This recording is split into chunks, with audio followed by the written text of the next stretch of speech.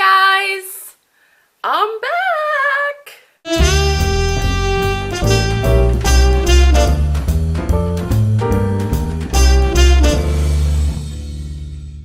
It's been a long time since Divergent came out. Why am I doing my review now? It has to do with a monkey and this weird guy who lives in the back of his van with like Led Zeppelin on the side. And then I had to go get the Staff of Truth. Like, let's just say I've had stuff to do, okay? You're welcome. I'm really sorry that I'm getting this review out so late, but this is a review for Divergent, the movie, which came out in, I believe, March. Is that right?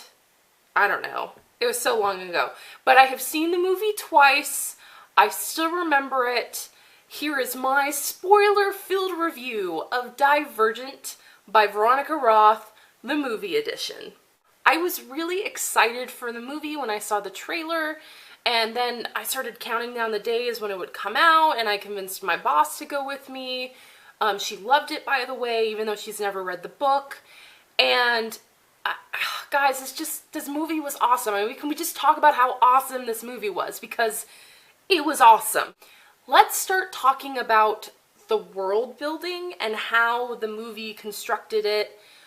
We kind of got an info dump with the actress who plays Triss narrating during the beginning, but I don't know. Like, the info dump in Twilight I thought was terrible. It wasn't natural. And even though technically this was like a narration and it was kind of the same premise as what they did in Twilight, it just didn't bother me like they did in Twilight. It seemed real. They went to different cuts of the different factions while they were doing the candid things that faction does. So like we went to Amity and they were farming, and Erudite was in a lab. Oh, shocker. And Dauntless was, you know, climbing stuff and almost pushing each other off. Like, you got the feel of what was going to happen in the world, and you very quickly in the movie, even though you haven't read the book, you got the gist of it, so that when Triss is set up in abnegation and then she goes to Dauntless, there isn't this confusion of where is she going again? I don't quite remember. Okay, the other thing that was amazing. The other thing that was amazing in this movie was the costuming. It was so great, guys. Like, and I loved how they went above and beyond with the costuming. Like, it wasn't just, and I know this is the way it was in the book, so like, I know, but visually they communicated the attributes of the factions without having to do any extra narration. So like Amity, they could have just put them in random clothes that were red, but they didn't. They did not do that.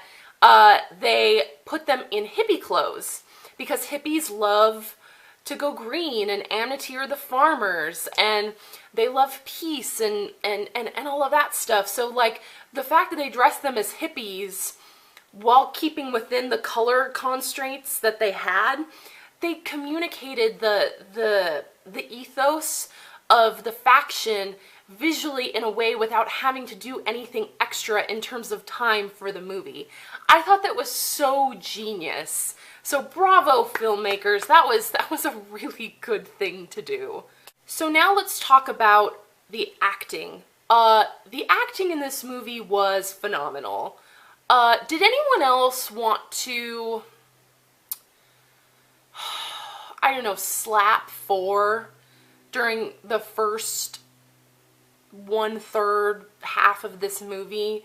Like, he played a jerk so well. And I had someone with me when I saw it the first time that had never read the books. So this is her first meeting of 4, and I know 4 is a jerk in the book halfway through. I know. Again, this was such a good adaptation. They kept everything line. I felt embarrassed for 4. Yeah, that sounded weird. It was awkward. Never mind. But on another note, who wanted to punch Peter the entire film? I did. What the heck? The acting for that was so great. All of her friends were great. Her parents were awesome. So was Caleb. What is her name from Titanic? Kate Winslet, who played Janine from Erudite. She did fantastic as well. I really liked it at the end of the movie when she stayed to run the program. She didn't leave Tobias alone at the end like she does in the book. I don't know, that didn't bother me at all. I think maybe some people might have gotten, I don't know, frustrated by that, but I really liked it. I liked that she was there, and it kind of seemed more in line with Janine's character, that she wouldn't trust anyone to run the program but herself. This movie was amazing. In terms of it just being a movie, it was cinematically stunning, the acting was great, the direction was great.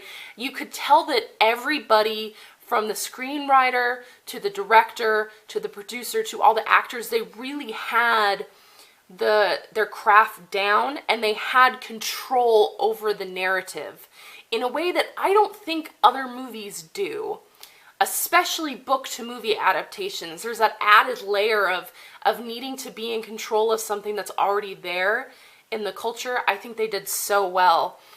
And then as a book-to-movie adaptation, I just really think they stepped it up. I mean, honestly, for me, it was a step down from Catching Fire. And I haven't done a review on Catching Fire, but this is just the bare bones of it. It's the best book-to-movie adaptation I've ever seen ever. And for Divergent to be just a little bit below that, I think says volumes. Because, it was just so awesome, guys. It was so awesome. Oh, and 4 was so hot. Can we just also talk about that? When he took off his shirt and he was showing her all the tattoos, it was like, oh my god! There's just so much they could have screwed up and they didn't. I could not be more grateful. So, filmmakers of the movie Divergent, I bow to you.